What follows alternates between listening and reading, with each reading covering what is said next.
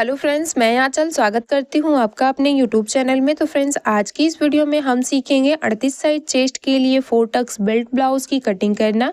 तो इसके लिए वीडियो के एंड तक बने रहें और वीडियो को बिना स्किप किए हुए पूरा देखें। सबसे पहले यहाँ पे देख सकते हैं जो इस तरीके का रेडीमेड नेक वाला डिज़ाइन होता है, उस ब्लाउज की कटिंग करना हम सीखेंगे।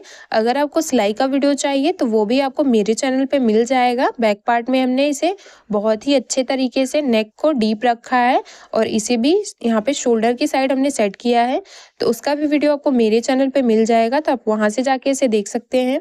सबसे पहले इसकी कटिंग हम अस्तर के ऊपर करेंगे। तो उसके लिए ये हमारा अस्तर है, यहाँ पे हमने 1 मीटर का अस्तर लिया है, इस तरह से देख सकते हैं। इसे सबसे पहले हम डबल फोल्ड कर लेंगे। तो यहाँ पे देख सकते हैं लंबाई की साइड से इसे हमने डबल फोल्ड कर लिया है। जितना भी आपके चेस्ट का चौथाई भाग हो उसमें 2 इंच बढ़ा के आपको अस्तर को डबल फोल्ड कर लेना है। सबसे पहले नेक इंच पे नीचे की साइड हमने यहाँ पे मार्क किया है और इस मार्किंग को हम छोड़ते हुए 1 इंच पे एक और मार्किंग करेंगे। जो 1 इंच पे हमने मार्क किया है इस मार्किंग को हम कट कर लेंगे, क्योंकि नीचे से जो हमारा अस्तर है वो बराबर नहीं है, तो उसको भी हम यहाँ पे बराबर कर लेंगे। इस 1 इंच की मार्किंग को छोड़ते हुए जिस तरह से हम नॉर्मल ब्लाउज की कटिंग करते हैं तो 1 इंच मार्क करते हैं, उसे हमने मार्क कर लिया है। अब इस 1 इंच की मार्किंग को छोड़ते हुए यहाँ पे हम रेडी लंबाई को मार्क करेंगे। तो आपके ब्लाउज की जितनी भी रेडी लंबाई हो उसमें आपको 1 इंच बढ़ा के पीछे के पल्ले को मार्क करना है। यहाँ पे हम देख सकते हैं 14 इंच रेडी लंबाई को मार्क कर रहे हैं। पीछे की साइड हम डीप नेक बनाएंगे, तो उसके लिए यहाँ पे शोल्डर के लिए हम मार्क कर रहे हैं। शोल्डर हम 5.5 इंच रख रहे हैं, क्योंकि 32 से 40 साइज के लिए आप अगर डीप नेक बना रही हैं तो 5.5 इंच शोल्डर उसमें ले सकते हैं। आर्म होल के लिए हम यहाँ पे 6 इंच में 2 सूता कम पे मार्क करेंगे और यहाँ से भी हमारा 5.5 इंच आ रहा है, ये देख सकते हैं। दोनों मार्किंग को स्केल की मदद से इस तरह से सीधा कर लेंगे। यहाँ पे भी हमने सीधा कर लिया है। सीधा करने के बाद अब यहाँ पे हमें चेस्ट का चौथाई भाग मार्क करना है। तो ये हमारा 9.5 इंच है। 9.5 इंच हमने चेस्ट का चौथाई भाग मार्क कर लिया और यहाँ से 1.5 इंच हम सिलाई मार्जिन रखेंगे। 1.5 से 2 इंच ही आपको सिलाई मार्जिन रखना है। हमने यहाँ पे 2 इंच सिलाई मार्जिन रखा है। कमर का चौथाई भाग हमारा 8.5 इंच है। 1 इंच हमारा टक्स के लिए जाएगा और 2 इंच हमने इसमें सिलाई मार्जिन रखना है।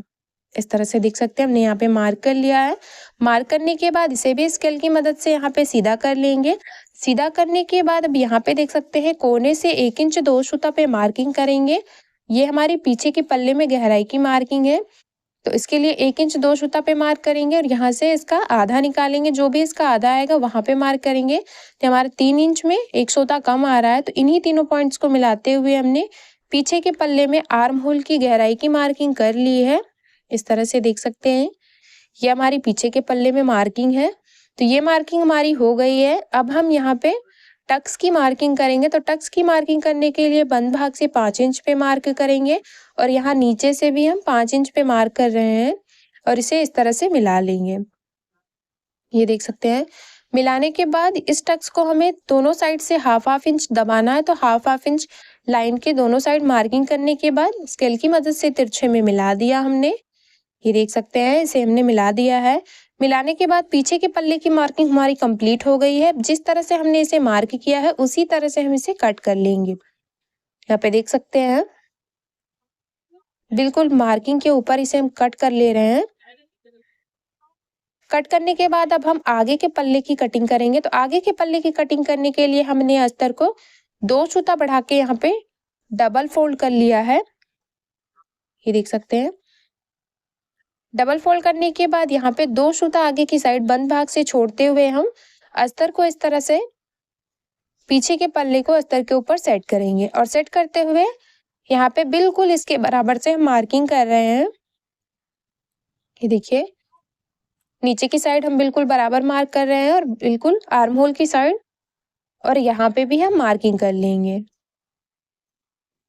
ये देखिए बिल्कुल आपको सेम जिस तरह से आपने पीछे के पल्ले को कट किया उसी तरह से इसको मार्क कर लेना है। ये आगे की साइड हमने 2 सूता बढ़ा के रखा है। जो हमने 2 सूता बढ़ा के रखा है वो हमारा हुकाई पट्टी में ज्वाइंट करने के लिए यूज हो जाएगा। तो यहाँ पे देख सकते हैं इसकी मार्किंग हमने कर ली। अब 2 सूते की मार्किंग को छोड़ते हुए हम यहाँ पे 5.5 इंच शोल्डर और 0.25 इंच हम आर्म होल रखेंगे, यानी कि 6 इंच में 2 सूता कम। इसे भी इस तरह से सीधा कर लेंगे और यहाँ पे गहराई के लिए हम यहाँ पे कोने से 1 इंच में 1 सूता कम पे मार्किंग करेंगे। इस तरह से यहाँ से इसका आधा निकालेंगे तो हमारा 3 इंच में 1 पॉइंट कम आएगा और यहाँ से चेस्ट का चौथाई भाग मार्क करेंगे तो ये हमारा 9.5 इंच आ रहा है। 9.5 इंच 2 सूता हमने यहाँ पे 2 सूता जो आगे की साइड बढ़ा के रखा था। अब पीछे के पल्ले से आगे के पल्ले को हमें 1 इंच बढ़ा लेना है तो हमने 1 इंच पे मार्क कर लिया है और इस मार्किंग को स्केल की मदद से सीधा कर लेंगे। यहाँ पे देख सकते हैं इसे हमने सीधा कर लिया। अब यहाँ पे गहराई की मार्किंग करेंगे। ये देखिए गहराई को भी हमने मार्क कर लिया है। अब यहाँ से गले के लिए मार्क करेंगे तो जितनी भी गले की रेडी लंबाई हो उसमें 1/2 इंच बढ़ा के हमने मार्क कर लिया। यहाँ पे हमने 6.5 इंच पे मार्क कर लिया है। गले की चौड़ाई हम 2.5 इंच रखेंगे 2 सूते को छोड़ते हुए और दोनों पॉइंट्स को मिलाते हुए एक बॉक्स रेडी करेंगे इस तरह से। अब यहाँ पे गोल गले का शेप बनाएंगे। ये देखिए ये हमारा गोल गले का मार्किंग हो गया। अगर आप किसी भी तरह का गला बनाना चाहते हैं तो उस तरह से आप मार्क कर सकते हैं। यहाँ पे हम बेल्ट के लिए मार्किंग कर रहे हैं तो बेल्ट के लिए नीचे से बंद भाग की तरफ से 4 इंच पे और यहाँ पे खुले हुए भाग की तरफ से 3 इंच 2 पॉइंट पे मार्किंग करेंगे। दोनों पॉइंट्स को तिरछे में मिलाते हुए बेल्ट जैसा शेप बनाएंगे। इस तरह से नीचे की साइड हल्का सा झुकाव देते हुए ऊपर की साइड इस तरह से देख सकते हैं। हमने यहाँ पे बेल्ट के लिए मार्क कर लिया।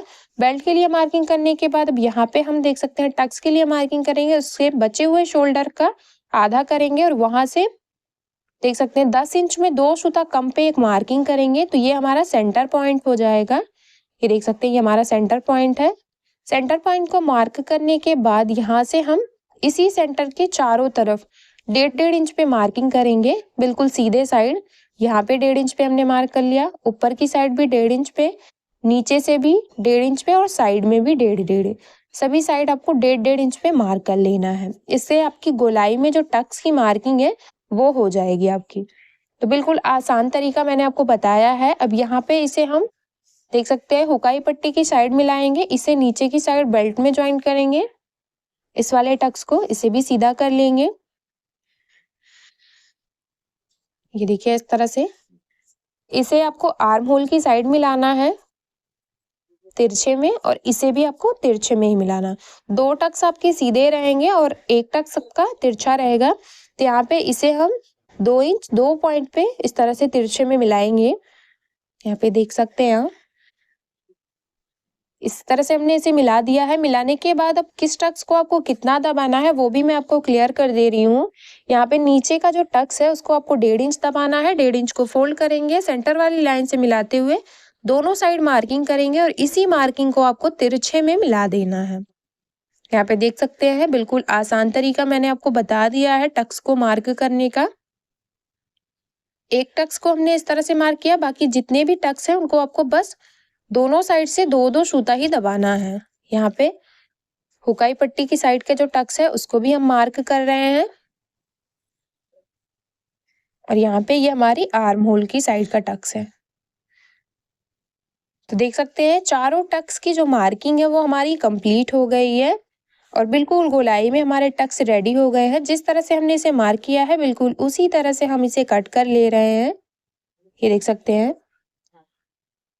बीच से भी इसे अलग कर लिया हमने। तो आगे के पल्ले की कटिंग हो गई है। अब यहाँ पे हम स्लीव्स की कटिंग करेंगे। स्लीव्स की कटिंग करने के लिए आपको सबसे पहले अस्तर को डबल फोल्ड कर लेना है।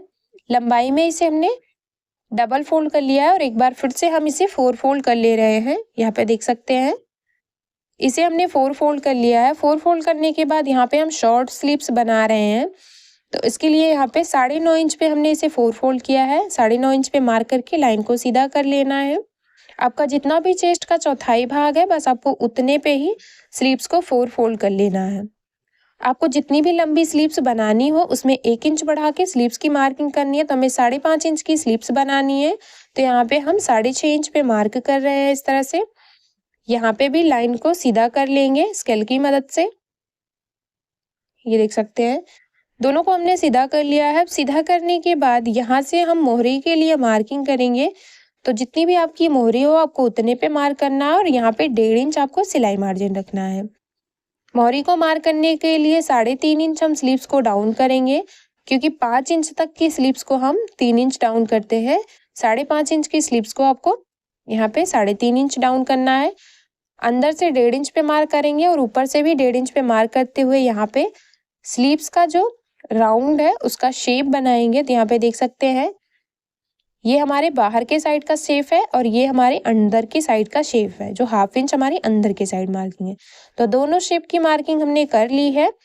अब यहाँ पे हम जो मोहरी वाला पार्ट है उसको भी तिरछे में इस तरह से मिला लेंगे।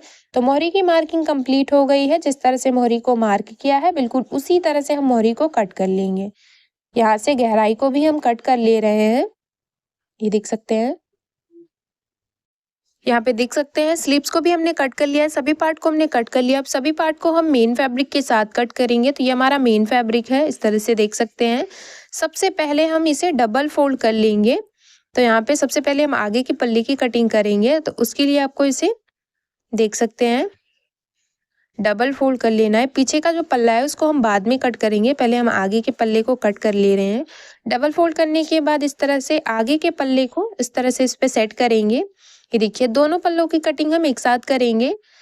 और यहाँ पे नीचे की साइड बीच में 1/2 इंच का गैप छोड़ते हुए हमने बेल्ट को भी सेट कर लिया है। जिस तरह से हमने इसे सेट किया है बिल्कुल उसी तरह से हम इस पे 1/2 इंच चारों तरफ से मेन फैब्रिक को बढ़ाते हुए कट कर लेंगे। तो देख सकते हैं आगे के पल्ले की कटिंग हमारी हो गई है। अब हम यहाँ पे पीछे के पल्ले की कटिंग करेंगे। तो पीछे के पल्ले की कटिंग करने के लिए आपको इसे यहाँ पे देख सकते हैं इस तरह से सेट करना है।